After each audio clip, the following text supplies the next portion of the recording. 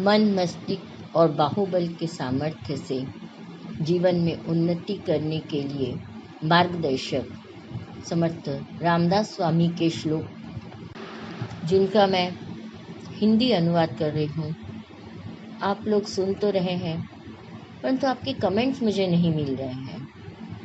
मैं चाहती हूँ कि आप कुछ कमेंट्स करें। आपकी सूचनाएं मेरे लिए लाभकारी होंगी। इनमें और क्या सुधार किया जा सकता है, क्योंकि मैं दिल से चाहती हूँ कि यह विचार ज़्यादा से ज़्यादा लोगों तक पहुँचे। मैं जानती हूँ टेक्निकल बात में मैं कम पढ़ रही हूँ, एडिटिंग मुझे ठीक से नहीं करना आ रहा है, पर मैं कोशिश करूँगी। पर मुझे आपकी सहायता चाहिए कि मैं किस तरह इन वीडियोस को और रोचक बना पाऊँ। इस श्रृंखला की यह 17वीं कड़ी। मूल मराठी श्लोक। मनी मानव व्यर्थ चिंता वहाते, अकस्मात होणारे होऊन जाते, घडे भोगणे सर्व ही कर्मयोगे, मती मंदते खेदमानी वियोगे। हिंदी अनुवाद। रे मानव, मन में व्यर्थ चिंता मत कर। होना है वो जो कभी न टले, पूर्व कर्म का सब फल है जानो, खेद करे वो अज्ञानी मानो। हम व्यर्थ में चिंता करते रहते हैं, होनी को तो हम टाल नहीं सकते। जो होना है वो अकस्मात होता ही जाता है। और यहाँ जो मतिमंद शब्द प्रयोग किया गया है, यहाँ मतिमंद ने जिसको हम रूढ़ शब्द में पागल कहते हैं, मंद बुद्धि कहते हैं, वो नहीं है। सही मायने में मतिमंद तो वो है जो ज्ञान से तो समृद्ध है, विचार करने की शक्ति भी जिसमें है, पर वो विचार नहीं करता, अर्थात सत्य को स्वीकार नहीं करता। मनुष्य जीवन में आगे तभी बढ़ सकता है जब वो सत्य को स्वीकार कर लेता है। आपने सुधा चंद्रन की कहानी सुनी होगी।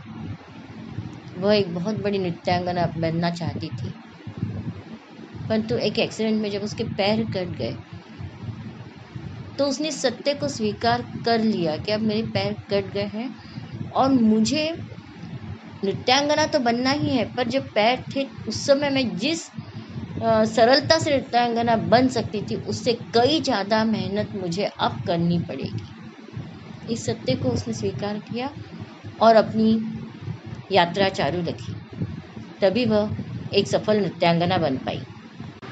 कई मंदबुद्धि बच्चे, अपंग बच्चे जब किसी परिवार में पैदा होते हैं तो माँ बाप उसे अपने पिछले जन्म के पाप का फल समझकर रोते रहते हैं। वो इस सत्य को स्वीकार ही नहीं करते। कई बार तो उन्हें लगता है कि नहीं, मेरा बेटा नॉर्मल ही है, वह नॉर्मल स्कूल में ही पढ़ेगा। कुछ लोग ऐसे होते हैं।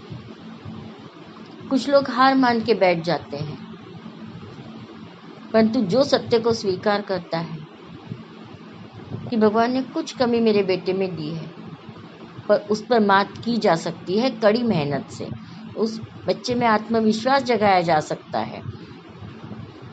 हमें नॉर्मल बच्चों के साथ जो मेहनत करनी पड़ती है उससे डबल मेहनत इसके साथ करनी पड़ेगी, पर यह जीवन में यशस्वी होगा।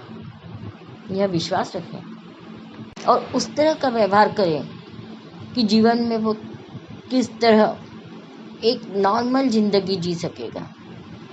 ऐसे कई उदाहरण हैं जिन्हें हम पहले पागल कह के उनको धुतकारा जाता था, चिढ़ाया जाता था, पर आज ऐसे कई बच्चे उनमें से हैं जिन्हें प्रॉपर प्रशिक्षण दिया गया है और वो कहीं कोई बिग बाज़ार में काम कर रहा है, कोई खुद की जेरोक्स की दुकान चला रहा है। कई कृपालु लोगों ने तो अपने कारखानों में उन्हें थोड़ा प्रशिक्षण देके जो वो काम कर सकते हैं, जैसे पैकिंग का काम है, पंचर सुधारने का काम है, इस तरह के छोटे छोटे कई काम उन्हें सिखाए हैं और आज वो पूरी सफलता से और ईमानदारी से, क्योंकि बेईमानी या धोखाधड़ी ये बातें तो उनके पूरे जीवन में ये शब्द ही जैसे उनको मालूम नहीं। पूरी ईमानदारी से, सच्ची लगन से, प्रेम से ये बच्चे काम करते हैं और जो होता है हमेशा अच्छे के लिए होता है, इस बात पर विश्वास रखना ही चाहिए। आप सभी ने वो कहानी सुनी होगी कि एक राजा शिकार पे जाते हैं, उस समय उनकी उंगली कट जाती है। तो उनके साथ वाला सैनिक बोलता है अच्छा हुआ सिर्फ उंगली कटी। तो राजा को बहुत गुस्सा आता है।